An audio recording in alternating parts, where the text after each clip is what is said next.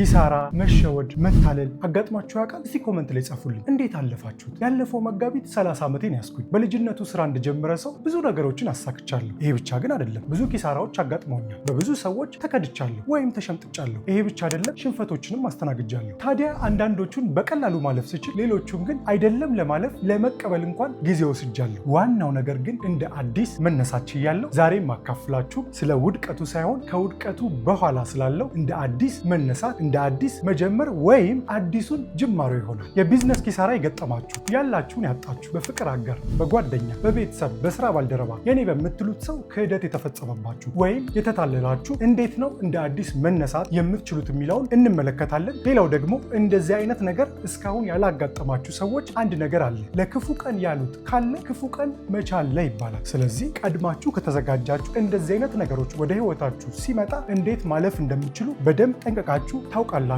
ሌላውና የመጨረሻው ነገር ይህንን ቪዲዮ የምሰራው ለእናንተ ብቻ ሳይሆን ሰውነንና የተለያዩ ነገሮች ያጋጥሙናል። ከዚህ በኋላ በህይወቴ ውስጥ የተለያዩ መጥፎ አጋጣሚዎች ተከስተው እንደዚህ አይነት ሁኔታ ውስጥ በሆን እንኳን እንደ አዲስ መነሳት እንድችል ለራሴም የሚሆን ቪዲዮ በጥንቃቄ ነው ያዘጋጀሁት። ስለዚህ ይህንን ቪዲዮ ተመልክታችሁ እናንተም ከዚህ በኋላ ለሚያጋጥማችሁ ምናልባትም አሁን ላላችሁበት መጥፎ ሁኔታ እንዴት መውጣት እንደምትችሉ፣ እንዴት ማሸነፍ እንደምትችሉ፣ እንዴት እንደ አዲስ መነሳት እንደምትችሉ ማየት ትችላላችሁ።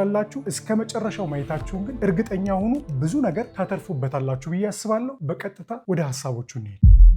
እንደ አዲስ መነሳትን ስናነሳ 3 ደረጃዎችን ነው ማነሳላችሁ። እነዚህን ደረጃዎች በተቀመጠው ቅደም ተከተል መተግበራችሁን እርግጠኛ ሁኑ፣ የምትፈልጉትን ውጤት ማግኘት ትችላላችሁ። ስለዚህ የመጀመሪያው ስሜትን ማስተካከል ነው። ምን ማለቴ ነው? እንግዲህ እንደዚህ አይነት ሁኔታዎች ስንሆን ከምናጣቸው ነገሮች ውስጥ አንዱ ሞራልና ኢነርጂ ነው። ተነሳሽነት እናጣለን። በተለይ ደግሞ ከበድ ያለ ጉዳት ከሆነ በቃ ይህንን ሁሉ ልፋት ለፍቼ ይሄ ከተከሰተ ከዚህ በኋላስ ይሄ ያለመከሰቱን ምን ያህል እርግጠኛ ነኝ? ከዚህ በኋላ እንዴት ሰው ማመን እችላለሁ? በቃ ይሰለቸናል፣ ኢነርጂ እናጣለን። ከዚህ በኋላ ብሰራ ብለፋም ያው ነው፣ እንዲህ ሊከሰት ይችላል። በቃ ምን ላድርገው እኔ? በቃ ሞራል እናጣለን። የከሰርንበት ነገር ካለ በዛ ጉዳይ ላይ ተመልሰን ለመስራት እንቸገራለን። ሰው ከሆነም የጎዳን ከዛ በኋላ ሌሎች ሰዎችን ለማመን በቃ ኢነርጂ እናጣለን፣ ተነሳሽነት እናጣለን። በዚህ ሰዓት ላይ ዋናው ነገር ማድረግ ያለብን ነገር ኢነርጂያችንን ማስተካከል፣ ስሜታችንን መቀየር ነው። ታዲያ መጀመሪያውኑ ምንድን ነው የምናጣው የሚለውን ስናይ በ3 እንከፍላቸዋለን። እዚህ ውስጥም የመጀመሪያው ማይንድን ወይም አእምሯችንን እንመልከት። በዚህ ሰዓት ላይ እንደዚህ አይነት ሁኔታዎች ስንሆን መጥፎ ሀሳቦች ወደ አእምሯችን ይገባሉ። ድሮ የሆናቸውን የተደረጉብንን ነገሮች እንዳለ ማሰብ እንጀምራለን። ከዛ በኋላ ህይወታችን መጥፎ የሆነ ይመስለናል። ይሄ ብቻ አይደለም፣ ሰዎችም ይፈርዱብናል። አንዳንድ ጊዜ ቀን ሲጥል ፈራጁ ብዙ ነው የሚባለው እውነት ነው። ሰዎች ይፈርዱባቸዋል። መጀመሪያ ብዬሽ አልነበረም? መጀመሪያ ብዬሽ አልነበረም? ሰዎች ይናገሯቸዋል። አይጠቅሟችሁም እኮ እነዚህ ሀሳቦች፣ ግን ውስጣችሁ ገብተው ግን መጥፎና ኔጌቲቭ የሆኑ ሀሳቦች ውስጥ እንድትሆኑ ያደርጋቸዋል። ይሄ ደግሞ ሞራል እንድታጡ፣ ኢነርጂ እንዳይኖራችሁ ያደርጋቸዋል። ይሄ የመጀመሪያው አእምሯችን ነው። ሁለተኛው ደግሞ ቦዲ ነው ወይም ሰውነት እንቅስቃሴ እናቆማለን። በተለይ ከበድ ያለ ጉዳት ከሆነ በቃ እጥፍጥፍ ብለን መቀመጥ እንፈልጋለን። ከቤት መውጣት አንፈልግም፣ መንቀሳቀስ አንፈልግም። እንቅስቃሴያችን የተገደበ ይሆናል። ይሄ በመሆኑ ምክንያት ደግሞ ሌላ የበለጠ ኢነርጂያችን እንድናጣ እንሆናለን፣ ኩርምት በማለታችን። ለዛም ነው እናቶቻችን የሉ እስቲ ውጡ ተንቀሳቀሱ ተብላችሁ አታውቁም? የሆነ ነገር ስትሆኑ እስቲ ወጣ በይ፣ ሰው አግኝ፣ ተንቀሳቀሺ፣ ወክ አድርጊ ተብላችሁ አታውቁም ወይ? ወክ አድርግ ተብላ አታውቅም? እስቲ እዚህ ጋር አንድ የምታውቁትን ሀሳብ ላንሳላችሁ። አንድ ሰው ጥቁር ሲለብስ ሀዘን ሲያበዛ ምን ይባላል? እስቲ ቢያንስ ይሄን ልብስ ቀይር፣ ኧረ እባክሽ ይሄን ልብስ ቀይር አይባልም? ምን ማለት ነው? ልብስ እኮ ነው የተቀየረው። ልብሱ ከላይ በመቀየሩ ምክንያት ግን ያቺ ሰው ከሀዘን የምትወጣበትን ወይም ከዛ ስሜት የምትወጣበትን ነገር ያፈጥነዋል። ለዛ ነው ልብስ ቀይር የሚባለው። እንግዲህ አስቡት፣ ከላይ ያለ ልብስ ነው። ሰውነታችሁ ደግሞ ከዛ የበለጠ ለውጥ ማምጣት ይችላል። ስለዚህ ተንቀሳቀሱ፣ ከለር ያለው ልብስ መልበስ ጀምሩ፣ ወጣ በሉ። ኮፍያ የምታደርጉ ከሆነ ኮፍያችሁን አውልቁ፣ ወጣ በሉ፣ እንቅስቃሴ ጀምሩ። ሶስተኛው ደግሞ ስፒሪት ወይም መንፈሳችሁ ነው። በመንፈስም ትጎዳላችሁ። የመንፈስ ጦርነት ውስጥ ትገባላችሁ። ከፈጣሪያችሁ መጋጨት ትጀምራላችሁ። ሰው የምታምኑ ከሆነ መጠራጠር ትጀምራላችሁ። ይቅር ባይ የነበራችሁ ሰዎች ወዲያው ቂም የምትይዙ ሰዎች ትሆናላችሁ። ያኔ በመንፈስም ስለምትታሰሩ ኢነርጂና ሞራል ታጣላችሁ። ታዲያ ይሄንን እንዴት ነው የምናስተካክለው ካላችሁኝ፣ በመንፈስም እንድትታደሱ በአእምሮም እንድትታደሱ ከመነሻው ጥሩ ሰዓታችሁ ላይ ወይ በጎ ሰዓታችሁ ላይ መጥፊያችሁን አዘጋጁ። ምን ማለቴ ነው? አንድ የምትደበቁበት የምትሸሸጉበት ነገር ቢኖራችሁ በጣም ያግዛችኋል። በምታምኑት እምነት ባላችሁበት ሃይማኖት ውስጥ ያሉ ስርዓቶች አሉ ወይ መሄድ ያለባችሁ ቦታዎች ይኖራሉ። እነዛ ቦታዎች ላይ ሄዱ። እጅግ በጣም ብዙ ስኬታማ የሆኑ ሰዎች ልክ በመጥፎ ጊዜያታቸው ውስጥ የሚደበቁበት የሚሸሸጉበት ቦታ አላቸው። ስለዚህ ይሄ የእምነት ቦታዎች ይሆናሉ። ወደዛ ሂዱ፣ ጥፉ። ያኔ በመንፈስ ታድሳችሁ ትመጣላችሁ። አእምሯችሁ ውስጥም ደግሞ ጥሩ ሀሳብ እንዲገባ መጥፎ ነገር የሚሰነዝሩባችሁን እናንተ ላይ የሚፈርዱባችሁን ሰዎች ካሉ እነዛን ሰዎች አስቆማችሁ ጥሩ ነገሮችን ለመስማት ሞክሩ። ያ ስሜት አዎ ከባድ ነው። ከዚህ ሁኔታ ለመውጣት ያስቸግራል። ግን እዛ ሁኔታ ውስጥ መቆየት የበለጠ ከባድ ነው። በዛ ሁኔታ ውስጥ መቅረት የበለጠ አስቸጋሪ ነው። እናንተ ካልተነሳችሁ ማን መጥቶ ያነሳችኋል? ይቺ ዓለም እኮ ለወደቁ ሰዎች ቦታ የላትም። ለተነሱ ሰዎች፣ ለሚራመዱ ሰዎች ግን እጇን ትዘረጋለች። ስለዚህ እናንተ በሚታያችሁ ልክ መነሳት ያስፈልጋል። የፈለገ ቢከብዳችሁ ቢያስቸግራችሁ ስሜታችሁ እንዲስተካከል መጀመሪያ እንዳልኳችሁ ተንቀሳቀሱ። መንፈሳዊ ቦታዎች ላይ ሂዱ፣ ወይም ሌላም ቦታ ሊሆን ይችላል። መንፈሳችሁ ሊያረጋጋላችሁ የሚችል ወደ ራሳችሁ እንድትመለሱ የሚያግዟችሁ ቦታዎች ላይ ለመሄድ ሞክሩ። አንዳንድ ሰዎችን ሄዳችሁ አውሩ። ምናልባት ሰው ጎድቷችሁ ሊሆን ይችላል። አዎ ሰው ክፉ ሊሆንባችሁ ይችላል። ግን አንድ ነገርም እንዳትረሱ፣ ለሰው መድኃኒቱ ሰው ነው። ብቻችሁን በመሆን ራሳችሁን ማዳመጣችሁ ጥሩ ሆኖ ሳለ ለሰው መድኃኒቱ ሰው ነውና ብቻ የምታማክሩትን ሰው ለዩ። ሄዳችሁ ሰዎች ጋር ማውራት ጀምሩ። እናንተ ላይ ብቻ የተፈጠረ ችግር አይደለም። ያኔ ከነሱ ጋር ስታወሩ ትንፍስ ትላላችሁ። አእምሯችሁ መታደስ ይጀምራል። መንፈሳችሁ፣ ሰውነታችሁም ጥሩ እንቅስቃሴ ስላለው አሪፍ መነቃቃት እንዲኖራችሁ ያግዛችኋል ማለት ነው። ሁለተኛው እይታ መቀየር ነው። ጥያቄያችሁን መለወጥ ነው።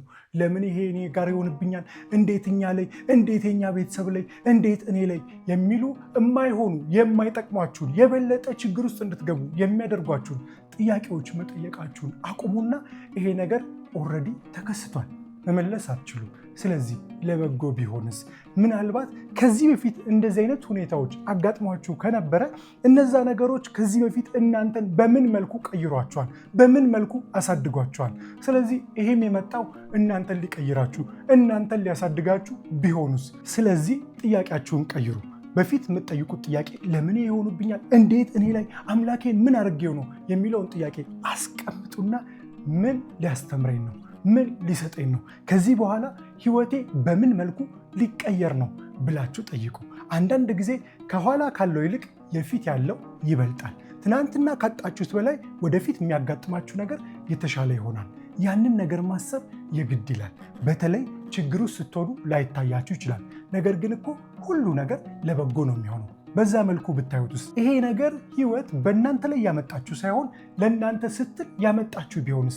እናንተ እንድታድጉ እንድትቀየሩ የመጣ ነገር ቢሆንስ?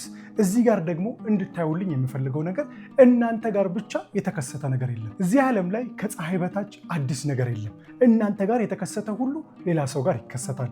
ብዙ ሰዎችን ለማማከር ሲመጡ ወደ እኔ ጋር በተለይ ደግሞ የግል ስልጠናዎች ላይ ሰዎችን ሳገኝ አይ የኔ ታሪክማ ተነግሮ ያልቅ፣ እኔ ላይ ደረሰማ ማንም ላይ አይድረስ ይላሉ።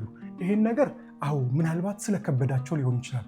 ነገር ግን ማውራት ስንጀምር ብዙ ነገሮቻቸውን እንዲያወሩ እድል ስሰጣቸው ግን የማየው ነገር እንደዚህ አይነት ጉዳዮች ብቻ በጣም ብዙ እኔ ራሱ አጋጥሞኛል። ብዙ ሰዎች በዚህ ጉዳይ ላይ አማክሬያለሁ። ታዲያ ሰዎቹ ግን እንደዚህ አይነት ሁኔታ ውስጥ እኔ ብቻ ነኝ የገባሁት፣ እኔ ላይ ብቻ የደረሰ የእኛ ቤተሰብ ላይ ብቻ የደረሰ መከራ ብለው ስለሚያስቡት ከዛ ለመውጣት ይቸገራሉ። ለዚህ ትልቁ መፍትሄ እስቲ ለሰዎች ችግሮቻችሁን አውሩ። ለሚጠቅማችሁ ሰዎች፣ ለሚያግዟችሁ ሰዎች ይህን ነገር ማድረጋችሁን ጀምሩ። ያኔ ታዩታላችሁ እናንተ ላይ ብቻ የደረሰ ችግር የለም። ስለዚህ እዚህ ጋር እይታችሁን መቀየር ማስተካከል ያስፈልጋል። የሆነ ሁሉ ሆኗል። ከሆነ በኋላ ምንም አታረጉትም። ስለዚህ የምትወጡበትን ነገር ማሰብ ነው። ከስራችኋል፣ አታችኋል፣ ተሸውዳችኋል፣ ተጎድታችኋል። እዚህ ጋር ደግሞ ሌላውና በጣም ወሳኙ ነገር እውነታውን መቀበል ነው። እዚህ ጋር በደንብ አስምሩልኝ። እውነታውን መቀበል በጣም ያስፈልጋል። ምን ማለት ነው? ምናልባት ትናንትና ትዳር ከመያዛችሁ በፊት ትዳር ውስጥ ስትገቡ ያላገባች ሴት አሁን ወደ ትዳር ውስጥ ገባች ነው። አሁን ግን ትዳር ውስጥ ከገባሽ በኋላ ያ ብዙ የለፋሽበት የደከምሽበት ትዳር ፈረሰ ማለት አሁን ስትወጪ ከዛ ትዳር ምንድነው ያገባሽ ሴት ያላገባሽ ሴት ሳይሆን አግብታ የፈታሽ ሴት ነው የምትሆኚው። አሁን ነገሮች ተቀይሯል። እንደ ድሮ ላይሆኑ ይችላሉ፣ ግን እውነትን መቀበል ያስፈልጋል። ኪሳራም ይሁን ምንም ይሁን ትናንትና እንደሆንሽ ወደኋላ መመለስ አይቻልም። ወደ ልጅነት ልመለስ አይሰራም። ያለሽውን እውነት ግን መቀበል ያስፈልጋል። ትልቅ ቢዝነስ እያስተዳደርክ ከነበረ ብዙ ሰዎች በስር ከነበሩ አሁን ኪሳራ ሲያጋጥም እነዛ ሰዎች የሉ። ከስራ አታል ሰዎች ይርቋል። በዚህ ሰዓት ላይ ሰዎች እንዴት እንደዚህ ያደረጉኝ መከራውን መጥፎውን ነገር ማሰቡን ተውና እውነታውን ተቀበል። ኦኬ ሰዎች የሉም። አሁን ብቻዬን ነው መነሳት ያለብኝ። ትናንትና በነፃነት የማደርጋቸው በነፃነት የምገዛቸው በነፃነት የምሰራቸው ነገሮች አሁን የሉም። ነገሮቹ አሁን ሊያሳስቡኝ ይችላሉ፣ እንደ ትናንት አይደለም። ኦኬ ደግሞ ትናንትና ለመስራት ቀላል ነው፣ አሁን በዚህ ሰዓት ላይ ደግሞ እንደ አዲስ ለመስራት አስቸጋሪ ነው፣ ጊዜውም ከባድ ነው። የፈለገ ይሁን ግን እውነት የሚባል ነገር አለ። እውነት ነፃ ያወጣል። እውነቱን መቀበል ያስፈልጋል። የሆነው ሁሉ ሆኗል። ምንም ልታረጉ አችልም። ምንም ልትቀይሩ አችልም። መጀመሪያ ባይሆን መልካም ነበር። ነገር ግን እዚህ ጋር ደግሞ ማስተዋል ያለብን ነገር አለ። እንደዚህ አይነት አስቸጋሪ ጊዜያቶች ናቸው ትክክለኛውን ሰው በህይወታችሁ ውስጥ እንድትለዩ የሚያደርጋችሁ። ማን ነው በእኔ ህይወት ውስጥ ትክክለኛ ጓደኛ ብላችሁ እንድታውቁ ያግዟቸዋል? ማን ነው በእኔ ህይወት ውስጥ እውነት የሚያስብልኝ ወይም ደግሞ እኔ ጋር የተጠጋው ለጥቅም የሆነው ማን ነው ብላችሁ እንድትለዩ ያደርጋቸዋል። ትክክለኛ ጓደኛችሁን የምትለዩት በአስቸጋሪ ጊዜ ነው። ትክክለኛ ማንነታችሁን የምታውቁት በከባድ ጊዜ ውስጥ ነው። ስለዚህ እነዚህ ጊዜያቶች እናንተን ያላችሁን ነገር የሚያሳጣችሁ ወይም እናንተን ሊጎዷችሁ የመጡ ብቻ ሳይሆን እናንተ የተሻለ እድገት እንድታመጡ ሊያግዟችሁ የመጡ ናቸው። ትናንት ከገነባችሁት በላይ ዛሬ መገንባት ትችላላችሁ። ያንን ደግሞ ማድረግ የምትችሉት እይታችሁን ስቀይሩ ነው። ትኩረታችሁን ካላችሁበት ጉድጓድ ላይ አንስታችሁ መድረስ የምትፈልጉት ተራራ ላይ አድርጉት። ያኔ መድረስ የምትፈልጉትን ስታስቡት አሁን ያላችሁን እውነት ተቀብላችሁ ስትራመዱ የምትፈልጉት ቦታ ላይ መድረስ ትችላላችሁ። እዚህ ጋር የመጨረሻ ላነሳላችሁ የምፈልገው ነገር የንጋት ፀሐይ ከጨለማ በኋላ ነውና የምትወጣው። ከጨለማ በኋላ ስትወጣ የጋለች ወይ የደመቀች አይደለችም። ቀስ እያለች ነው አይደለ? ጠዋት ላይ የደመቀች የጋለች የምትመጣው ቀስ እያለች ነው። ታዲያ ልክ እንደዛ ሁሉ ጨለማ ውስጥ ብትሆኑ ከጨለማ በኋላ የሚወጣው ፀሐይ የጋለና የደመቀ እንዳልሆነ ሁሉ በህይወታችሁ ውስጥ የደመቀ የጋለ እድል ላይ መጣላችሁ ይችላል። በአንድ የምትቀየሩበት ነገር ላይከሰት ይችላል በህይወታችሁ ውስጥ። ነገር ግን እንደ አዲስ ነውና የምትጀምሩት ለራሳችሁ ጊዜ ስጡት። ቀለል ብሏችሁ ካላችሁ ነገር ጀምሩ። ከዛ በኋላ ልክ እንደ ፀሐይ ሁሉ ወደ እናንተ የሚመጣውን በረከት እየደመቀ እየጋለ ይመጣና መጀመሪያም ከነበራችሁበት የተሻለ ቢዝነስ፣ የተሻለ ትዳር፣ የተሻለ ህይወት እንዲኖራችሁ ያግዛችኋል ማለት ነው። ይህንን ነገር በጊዜ ከተረዳችሁ ከዚህ በኋላ ምናልባት ያላሰባችሁት ነገር ቢከሰትም በዚህ መንገድ ማለፍ ትችላላችሁ። ሁለተኛው ደረጃ ይሄ ነው። ወደ ሶስተኛውና የመጨረሻው ደረጃ እንሄድ። ሶስተኛውና የመጨረሻው እንዴት እንደ አዲስ እንደምንነሳ ማቀድ ነው። ይሄ ወሳኙ ደረጃ ነው። መጀመሪያ ላይ ስሜታችንን አስተካከልን፣ ሁለተኛ ላይ እውነቱን ተቀበልን፣ ያለውን ነገር አወቅን፣ ጥያቄያችንን ቀየርን። ምን ሊጠቅመኝ ይሆን? ምን ሊያስተምረኝ ይሆን? እሱን አሰብን። አሁን ደግሞ መቀመር አለብን። እንዴት ነው እንደ አዲስ የምነሳው ብላችሁ ቀመራችሁን መቀመር ያስፈልጋል። ስለዚህ ቁጭ ብላችሁ አሁን ባላችሁ ነገር ምን ማድረግ ትችላላችሁ? ወደቃችሁ ተብላችሁ የተነሳችሁ ሰዎች ለመሆን ምን መስራት ምን ማድረግ ትችላላችሁ? አበቃለት ስትባሉ ከዚህ በኋላ እንደውም የእናንተ ጅማሬ እንደሆነ ማሳየት የምትችሉት እንዴት ነው? ቁጭ ብላችሁ እያንዳንዱን እቅድ ማቀድ ያስፈልጋል። ምንድን ነው እጄ ላይ ያለው? ምን ማድረግ እችላለሁ? ያጣሁት ነገር ሁሉ አጥቼው ሊሆን ይችላል። ከአዲስ ግን እንዴት ነው መጀመር የምችለው? መስራት የምችለው ስራ ምን አለች? ምናልባት ትናንትና የለመዳችሁትን ገንዘብ ላትሰሩት ትችላላችሁ። ትናንትና የለመዳችሁን ህይወት ላትኖሩት ትችላላችሁ። አሁን ግን እንደ አዲስ የሆነች ትንሽ ነገር ይዛችሁ መጀመር ትችላላችሁ። እንዳልኳችሁ ፀሐይዋ ራሷ እየደመቀች እየጋለች መምጣቱ አይቀርም። የእናንተም ህይወት ልክ እንደዛው ነው። እየደመቀና እየጋለ መምጣቱ አይቀርም። ግን እናንተ እስኪታያችሁ ማቀድ ያስፈልጋል። እዚህ ጋር ሌላ ምሳሌ ሳነሳላችሁ አንድ ቦታ ጉም የሸፈነው ከሆነ ጉሙ ምናልባት እንድታዩ የሚፈቅድላችሁ 200 ሜትር 300 ሜትር ሊሆን ይችላል። ከዛ በኋላ ግን እናንተ 200 ሜትር ብቻ ነው የሚታየኝ፣ 300 ሜትር ብቻ ነው የሚታየኝ፣ ወይ ትንሽ ነው የሚታየኝ ብላችሁ ያላችሁበት ቦታ ብትቆሙ ከዛ በኋላ ያለውን ነገር አታዩትም። ግን ከሄዳችሁ ከተንቀሳቀሳችኋት ልክ እዛች 200 ሜትር ላይ ስትደርሱ ሌላ 200 ሜትር፣ ሌላ 300 ሜትር እየታያችሁ ይመጣል ማለት ነው። ስለዚህ ግን ጉም ውስጥ ከሚታያችሁ ማቀድ ያስፈልጋል። መቆም በቆማችሁበት ቦታ ብቻ ያለውን እድል እንድታዩ ሲያደርጋችሁ፣ መሄድ ግን አይታችሁት የማታውቁትን እድልም እንድታዩ ያደርጋችኋል። ስለዚህ ቁጭ ብላችሁ ቀምሩ ምን ማድረግ እንደምችሉ። እጃችሁ ላይ ምን አለ? ይህን እንዲህ ባደርግ፣ ያን እንዲህ ባደርግ፣ አሁን የጀመርኩት ስራ ለማስቀጠል አልችልም፣ ወይ ደግሞ መጀመሪያ ሰራው የነበረውን ነገር መስራት አልችልም፣ ግን አሁን ምን ማድረግ እችላለሁ? እንዲህ ባደርግስ፣ የሆነን ሰው ባናግርስ፣ እሺ ያችን ትንሽ የስራ ብቀበላትስ፣ በቃ ያችን ይሰራለሁ፣ ከዛ ደግሞ እንዲያደርጋለሁ። እናንተ በሚታያችሁ ግን ስትጀምሩት ሌላ ደግሞ በረከት አለ። ግን ስትሰሩት ያላሰባችሁት ነገር ወደ እናንተ ይመጣል።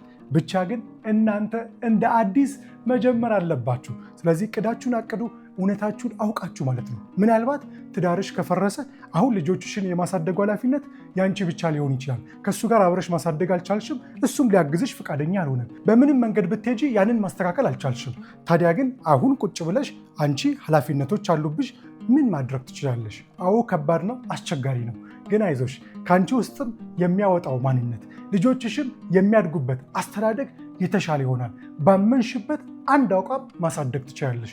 ባመንክበት ነገር ቢዝነስን መገንባት ትችላለህ። ራስን ማሳደግ ትችላለህ። ስለዚህ አሁን ቁጭ ብላችሁ ምን አለኝ፣ ምን ማድረግ እችላለሁ፣ ማን አለኝ፣ ማን እንደዚህ አድርጓል፣ ማን ከዚህ ሁኔታ ውስጥ በምን መንገድ ወጥቷል፣ ሰዎችን መመልከት የምችሉ ከሆነ ዙሪያችሁ ያሉ ሰዎች፣ በስራም በተለያየ መንገድ የምታውቋቸው ሰዎች ካሉ እነዛን ሰዎች ተመልከቷቸው። ያኔ በምን መንገድ እንደምትወጡ ማወቅ ትችላላችሁ። ከጀመራችሁ በኋላ ደግሞ አምላክ ባላሰባችሁት በረከት ይጎበኛችኋል። ስለዚህ እነዚህን ነገሮች በማድረግ እንደ አዲስ መነሳት ትችላላችሁ ብዬ አስባለሁ። ቪዲዮ ጠቅማችኋል ብዬ ማምናለሁ። ከጠቀማችሁ ቪዲዮ ላይክ ማድረግ፣ ሌሎች ሰዎችም እንዳዩት ሼር ማድረግ፣ ለቻናሉ አዲስ ከሆናችሁ ሰብስክራይብ አድርጋችሁ የደውል ምልክቷን በመጫን እንደዚህ አይነት ቪዲዮዎች ስንሰራ ወደ እናንተ እንዲደርስ ማድረግ ትችላላችሁ። መልካም የመነሳት ዘመን ይሁንላችሁ። እወዳችሁ።